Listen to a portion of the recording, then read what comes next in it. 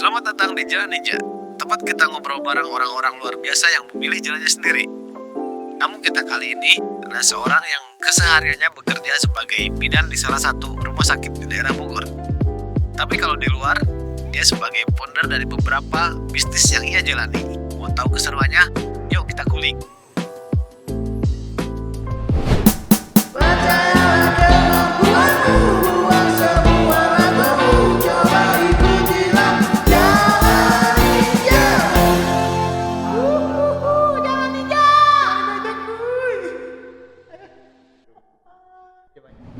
Tamu kedua kita,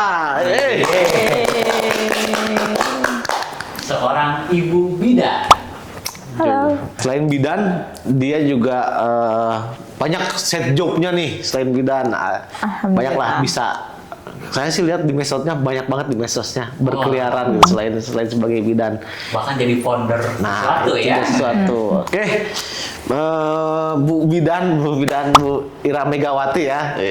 Ini juga masih teman kita lah ya, masih teman lama gitu, masih di sekitaran circle dekat kita. Nah, coba Bu Ira boleh diceritakan gitu, apa sih sekarang kegiatannya, kesibukannya gitu, sehari-harinya gimana? Sekarang itu background saya kan sebagai seorang bidan ya. Oke. Dulu itu pas SMA, jujur ya, maksudnya zaman dulu itu kita kan nggak tahu yang namanya bakat kita, minat kita. Masih belum tahu lah, nggak kayak zaman sekarang anak-anak tuh udah mulai diarahkan bakat dan minatnya kemana. Zaman kita SMA tuh pasti kelas 2, kelas 3 tuh bingung ya, aduh ini gua abis lulus mau kemana ya gitu. Mau jadi apa? Mau kuliah apa ya, mau jadi apa ya. Nah, pas SMA itu saya memikirkan masa depan yang atau profesi yang menurut saya benar-benar perempuan banget lah gitu ya. Akhirnya memutuskan ambil profesi bidan, ambil kuliah kebidanan. Kemudian setelah kuliah kebidanan, saya lanjut ke profesi bidan pendidik karena kan namanya profesi ya harus terus mengupgrade ilmu, upgrade skill. Jadi sekarang saya sebagai seorang bidan pelaksana di salah satu rumah sakit di Bogor. Kemudian lumayan lama juga nih di rumah sakit kerjanya. Tahun ini menginjak tahun ke-11. Wow, tahun ke-11 bekerja sebagai bidan. Dari lulus berarti ya? Dari lulus itu menginjak tahun ke-11 sebagai bidan. Pasti namanya kerja di karyawan swasta, kerja sebagai seorang karyawan swasta pasti ada up and down-nya atau ada BT-nya, bosennya, betul nggak Bapak? Iya. Betul ya? Sebagai budak korporat. Ya, benar, budak korporat pasti ada bosennya. Iya. Nah, di tahun ke-10 saya tuh ngerasa, ih kok kayaknya kerja gini-gini banget ya. Bosen, bete, kayaknya tuh cuman gitu-gitu aja. Kerja tuh cuman bangun tidur, kerja, Ya, pulang ke rumah, tidur lagi, bangun lagi. Nah, gitu aja siklusnya tuh. Kan bosen ya menurut saya. Setiap orang tuh pasti ada di fase kebosanannya. Tahun lalu 2025 akhirnya saya memutuskan untuk tes talent mapping, namanya Pak Atik, Pak Acong, namanya tes talent mapping. Nah, mungkin kalau anak zaman sekarang itu udah pada tahu ya, biasanya anak-anak SMA yang mau masuk ke kuliah itu mereka udah ada tes talent mapping sendiri. Akhirnya saya tes talent mapping, sampai sama si praktisinya itu ditanya, Bu Bidan kan udah kerja, udah 10 tahun juga nih kerja. Kok baru kepikiran sekarang tes talent mapping, katanya gitu. Sampai saya tuh ditanya, alasannya apa ingin ikut tes talent mapping? Sebenarnya iseng-iseng aja sih Bu. Saya pengen tahu potensi saya sebagai seorang bidan, ada lagi nggak sih potensi yang lain gitu, yang bisa digali dan bisa saya kembangkan gitu ya. Akhirnya tes talent mapping, biasa kan ada banyak pertanyaan sesuai dengan minat bakat kita. Akhirnya di situ diarahkan, oh Bu Bidan, Ibu bisa nih jadi praktisi senam hamil atau yoga hamil atau sebagai pembicara katanya gitu. Terus Ibu juga bisa loh Bu ngelatih nulis katanya. Dan kebetulan waktu zaman sekolah juga saya emang biasa suka nulis cerpen.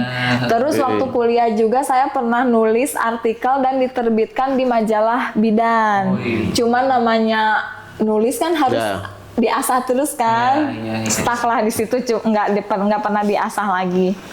Ya udah akhirnya sesuai dengan arahan si praktisi talent mappingnya, saya mengembangkan bakat di kelas yoga hamil atau prenatal yoga sebagai praktisi prenatal dan postnatal yoga atau praktisi yoga hamil dan yoga nifas. Seperti itu. Oke. Selain yoga, apalagi banyak kan kegiatan, apalagi yang ininya lah. Karena saya orangnya nggak bisa diem ya bapak-bapak. Saya tuh kalau nggak ada kegiatan kayaknya bete gitu ya. Jadi harus punya banyak kegiatan. Ya walaupun saya sebagai seorang bidan, sebagai seorang istri, sebagai seorang ibu, tidak menutup kemungkinan tetap harus membalanskan atau menyeimbangkan profesi saya sebagai pekerja dan sebagai seorang istri dan seorang ibu. Tetap tanggung jawab istri dan ibu tetap dijalanin. Jadi selain bidan di salah satu rumah sakit di Bogor, kemudian praktisi prenatal dan postnatal yoga. Saya ada beberapa usaha juga yang udah lama itu sampean kaos kaki. Jadi itu konveksi kaos kaki. Kita produksi kaos kaki sendiri. Kemudian yang kedua mitra atau agen travel umroh. Seperti itu. Menarik kan? Lumayan banyak ya. Lumayan banyak ya. Tapi tetap kolaborasi dengan karyawan atau dengan keluarga kan nggak mungkin ya bisa berdiri sendiri megang usaha itu. Tapi sebetulnya kalau memang dari kejenuhan aja gitu ya, kita emang harus bisa mengalirkan hal-hal yang itu ke arah yang positif. Tapi betul. dari segi pendapatan sendiri sebetulnya dari bidan sebelumnya mencukupi apa enggak sih gitu? Atau tertutupi dengan yang bisnis-bisnis ini nih? Nah kalau untuk nakes ya, karena saya kerjanya di corporate, mungkin kalau untuk gaji atau pendapatan rumah sakit corporate itu agak lumayan lah ya dibanding rumah sakit yang kecil. Tapi pada umumnya mungkin orang-orang juga udah pada tahu ya, gaji nakes itu kurang sesuai lah dengan beban kerjanya. Makanya biasanya banyak nakes-nakes nih yang punya banyak sampingan untuk menutupi kebutuhan-kebutuhan mereka gitu. Gitu sih paling bisa menambah income juga dari bisnis-bisnis yang saya jalani seperti itu. Oke. Ini kan kegiatannya banyak ya. Nah, ini saya mungkin sahabat-sahabat ninja sana juga pengen tahu gitu gimana sih cara ngebagi waktunya tadi sebagai nakes, sebagai ibu rumah tangga, harus mengurus anak juga, mengurus suami, belum lagi usaha-usaha tadi, kaos kaki, ada apa travel umroh, gimana cara ngebagi waktunya gitu supaya semuanya balance. Utamanya kan karena saya sebagai karyawan swasta yang terikat kerja gitu kontrak dengan perusahaan, pasti yang diutamakan profesi saya sebagai seorang bidan di rumah sakit. Nah jadi kalau misalnya di rumah sakit itu kan kerjanya shift ya, shift pagi, siang dan malam. Itu sebetulnya membantu saya sih, jadi kita lebih fleksibel. Kalau misalnya saya kerja di rumah sakit ya udah berarti saya fokus dulu nih. Saya nggak megang HP yang untuk jualan, promosi kayak gitu. 7 jam di rumah sakit saya gunakan untuk yang benar-benar profesi saya sebagai bidan di rumah sakit, edukasi ke pasien segala macam. Nah di luar jam kerja saya di rumah sakit baru saya bisa posting-posting, pegang HP untuk usaha kaos kaki dan travel umroh itu kan paling kita di sosmed. Selain online kan offline juga. Kalau offline kan bisa banyak karyawan juga kan yang bantu. Kalau online saya pegang sendiri kayak gitu. Jadi tetap kita harus memprioritaskan pekerjaan utama kita. Kalau misalnya sudah di luar jam kerja di rumah sakit, baru saya bisa fokus ke dua usaha tadi, kaos kaki dan travel umroh. Seperti itu. Kemudian kalau untuk di rumah kan anak-anak dibantu juga sama asisten rumah tangga. Jadi tetap nggak mungkin saya ngerjain sendiri urusan rumah, urusan anak. Tetap dibantu asisten rumah tangga, tapi kebutuhan anak-anak tetap tanggung jawab saya. Seperti itu. Luar biasa sih, masih sempat mengerjakan semuanya gitu. Harus. Nganter anak kan.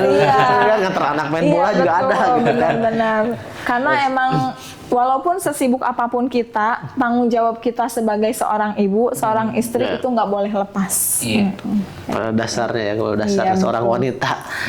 Iya. Tapi Bu Ira, respon dari orang-orang terdekat nih ketika Bu Ira udah jadi bidan, jadi founder sampean tadi, travel umroh, bahkan ini prenatal yoga kayak gini.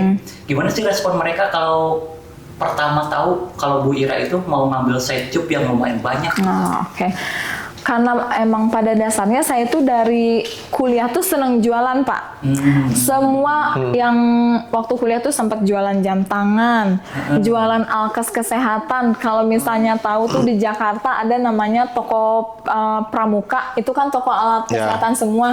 Saya tuh sama teman saya sampai gotong-gotong barang berdus-dus naik apa sih kalau di Jakarta tuh Kopaja ya. Nah itu saya tuh emang dari kuliah seneng jualan. Jadi emang mentalnya tuh udah mental baja lah gitu ya dari zaman kuliah tuh segala macam barang atau apa usaha dilakonin gitu ya. Jadi masuk ke dunia kerja dengan side job yang lumayan banyak. Jadi udah nggak aneh lagi kayak gitu. Dan emang teman-teman dari zaman kuliah juga udah tahu, oh si Ira nih anaknya emang pekerja keras kayak gitu.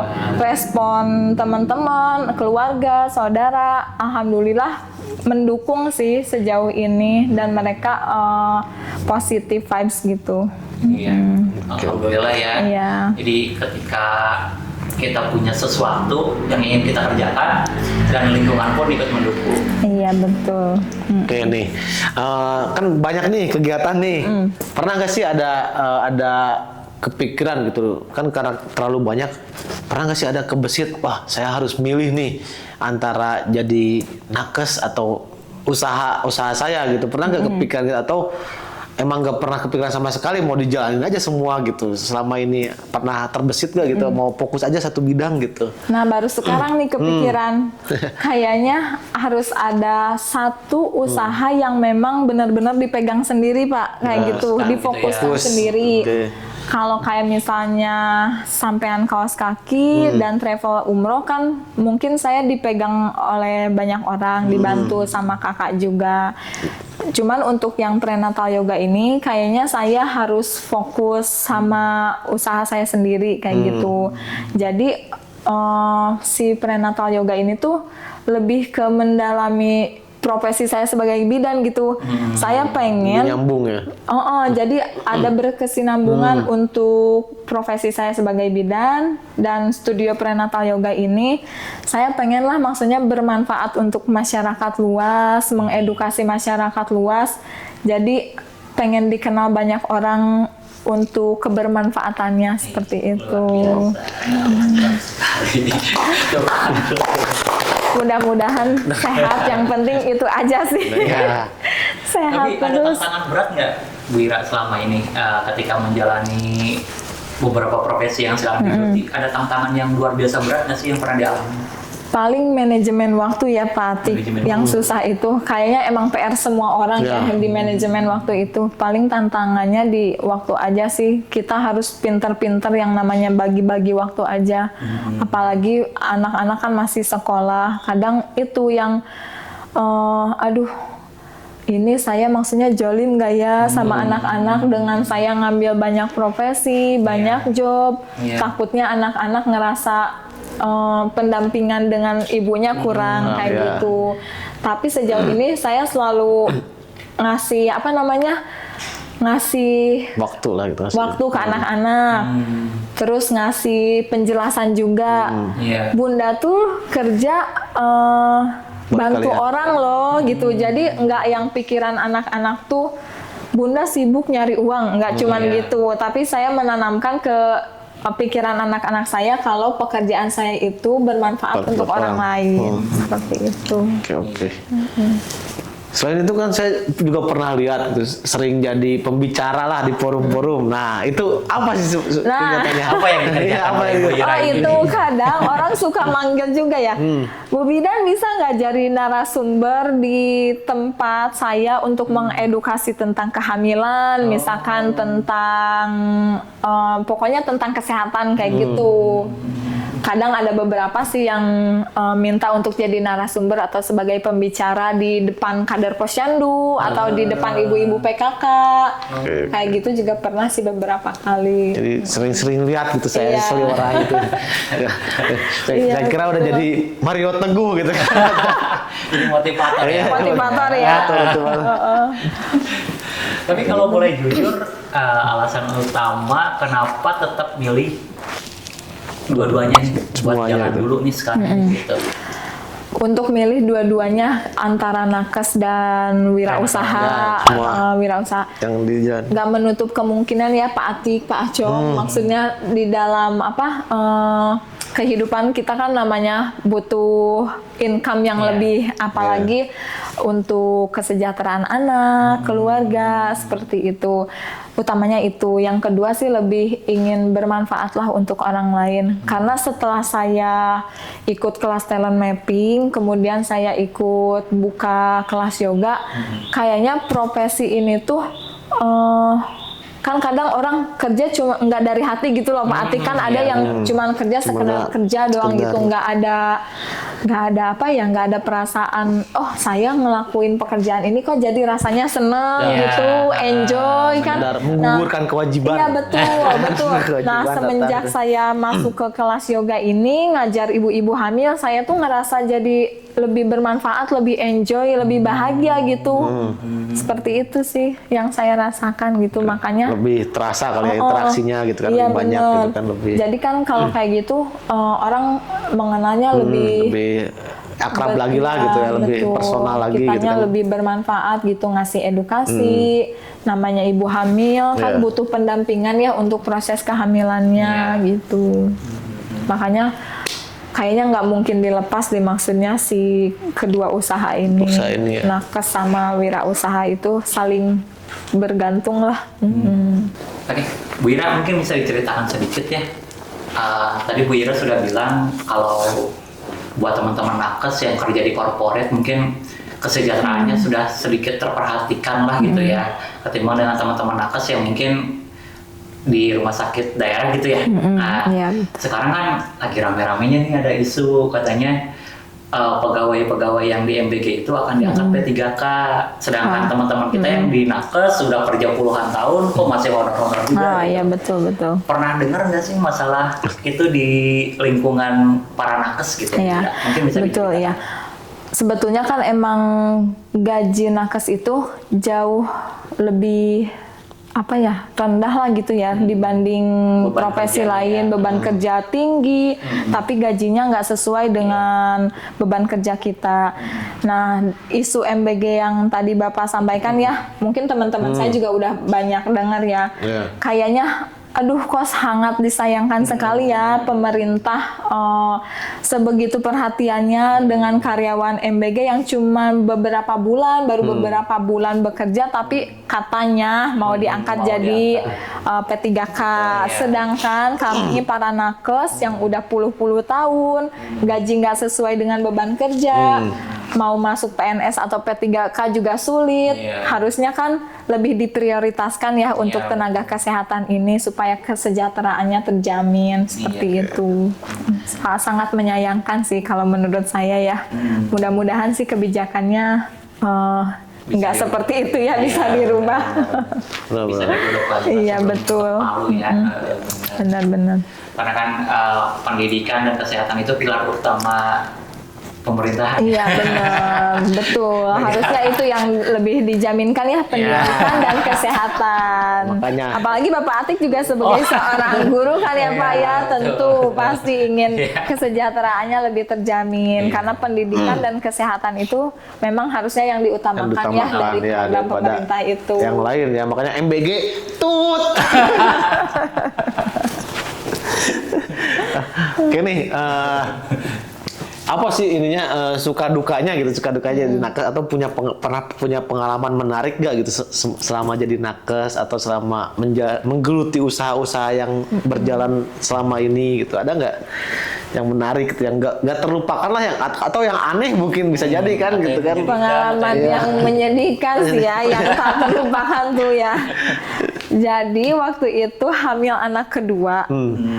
Dinas malam berdua sama teman ya, bidan juga kerja saat itu di ruang rawat inap. Ya namanya lagi hamil, tetap aja kan saya profesional. Walaupun lagi hamil kan nggak bisa, ibu lagi hamil nggak bisa kerja dulu kayak gitu, kerjanya harus yang ringan-ringan aja, nggak bisa kayak gitu. Tetap saya profesional dengan pekerjaan saya. Saat itu lagi dorong pasien gawat.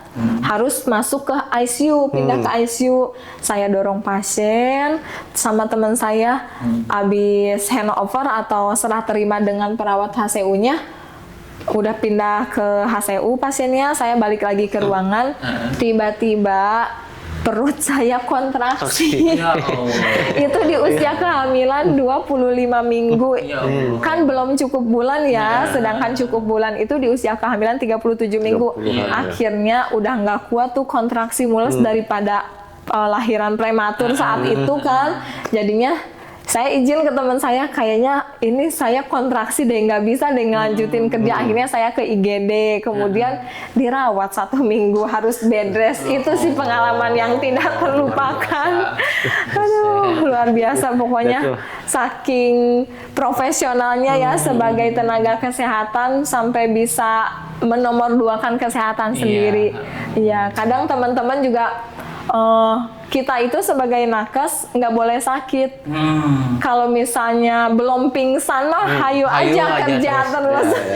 Kadang istilahnya seperti itu. Jadi dua kata kontradiksi ya, nakes dirawat. Ya, benar. Kerja di situ, dirawat di situ juga kan. Ya, benar.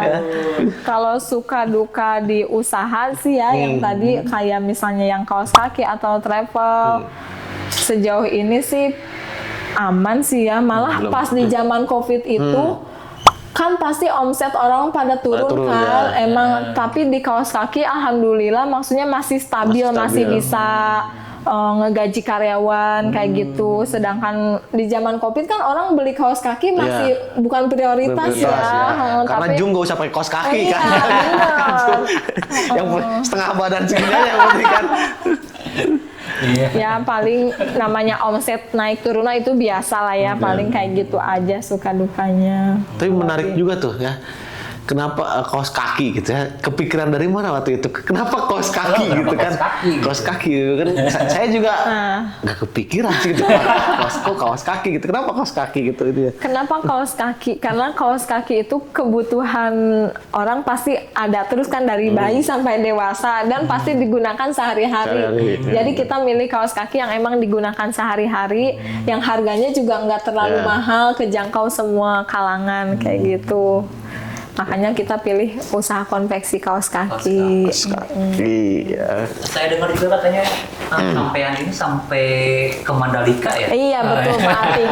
Waktu itu sampai ke Mandalika, kita buka booth di sana. Kemudian alhamdulillah dikasih kepercayaan dari Kementerian di Kabupaten Bogor untuk dikirim barang-barang kita ke sana, sampel kaos kaki, jualan tuh di sana.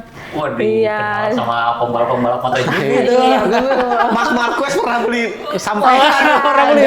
Kira-kira tahu Sampean. Jangan Mas Marquez begitu ya. Iya, luar biasa. Benar-benar menginspirasi ya Pak Acem ya. Iya. Terus ini ada keuntungan nggak sih kita tuh kalau punya jaringan yang besar gitu kan, mungkin bisa dari siapapun ya gitu, bisa jaringan itu sebenarnya kayak inilah sekarang kan lagi musim antara perintis dan pewaris gitu kan. Nah itu sebenarnya apa sih plus minusnya seperti itu tuh gitu menurut pandangan Bu Ira sendiri? Kalau saya sebagai perintis ya, bukan sebagai para pewaris. Jadi kalau kita memulai dari nol itu, kita tahu gimana sulitnya membangun suatu usaha dibanding udah punya usaha besar kita meneruskan Lanjutkan, itu biasanya nggak bertahan lama dibanding yang kita rintis sendiri seperti itu. Karena kan kalau dirintis sendiri itu biasanya kita udah tahu dari awalnya susahnya kayak gimana, up and down-nya seperti apa. Biasanya lebih menjiwai lah kalau misalnya dimulai dari nol sama diri sendiri ya gitu. Mungkin ini aja ya kalau misalnya pewaris juga bukannya gimana-gimana, tapi bagus juga sebenarnya tergantung menggunakan privilege-nya kan. Betul, Ya kan? tergantung orangnya gimana caranya dia bisa mempertahankan usaha yang udah dibangun, misalnya dibangun orang tuanya, jangan sampai berantakan gitu, harus lebih maju kayak gitu. Tergantung orangnya sih, karena kan usaha itu harus punya skill ya, harus Skill upgrade ilmu. Sebenarnya yang pertama sih kemauan sebenarnya kan, karena kan dasarnya ya kita maunya apa gitu kan, baik lagi betul. maunya apa. Bisa menjiwai tidak dengan apa yang kita buat usaha itu gitu kan. Bedanya tadi kalau kita yang buat mungkin pasti kita menjiwai karena kita yang buat, tapi kalau kita meneruskan, nah PR-nya kita harus menjiwai dulu gitu kan, apa yang usaha kita itu. harus belajar dulu untuk memajukan usaha yang udah dikasih, udah dibangun kayak gitu. Oke. Mungkin Bu Ira bisa menceritakan tips dan triknya gimana kalau memang teman-teman jalan ninja nih mau menjalankan profesi yang mungkin bertolak belakang dengan profesi yang dia sekarang ini atau sama dengan profesinya masih berkesinambungan. Apa sih caranya supaya semua itu bisa berjalan dengan baik? Oke, yang pertama sih kalau kita misalnya udah punya satu profesi tetap, terus kita pengen punya profesi lain, side job lain, menurut saya sih kita harus tahu dulu bakat kita ada di mana. Kalau misalnya kayak jualan, karena kan nggak semua orang punya bakat jualan dan itu Kayak harus nggak punya bakat jualan. Nggak semua orang punya bakat marketing jiwa marketingnya kuat. Yang pertama seperti itu, kita harus tahu bakat dan minat kita ada di mana. Yang kedua, kita harus konsisten nih dengan apa yang akan kita jalani. Jangan baru sebulan nyoba jualan, udah berhenti lagi kayak gitu. Harus konsisten. Yang ketiga, harus profesional kita. Pekerjaan utama kita sebagai karyawan swasta, kita harus nomor satukan. Bukan berarti usaha yang lain juga diabaikan. Tetap di saat kita bekerja pada satu perusahaan, kita tetap harus profesional di dalam perusahaan tersebut. Nah, di luar kita bekerja sebagai karyawan swasta, kita harus fokus juga di usaha kita yang lainnya. Tadi selain profesional, fokus. Jadi fokus di mana kita menjalani suatu usaha tersebut, kita harus fokus ke depan. Gimana caranya usaha itu harus maju, harus terus berkembang kayak gitu. Dan yang terakhir mungkin doa ya Pak Atik, the power of doa apa aja ya. Itu juga ya. Doa sih yang Penting, paling penting ya. Iya, betul. Biar sampai langsung ke yang punya. Apa yang punya apa itu? Jalur langit. Yang punya jalur langit. Iya. Karena usaha tanpa doa itu sombong.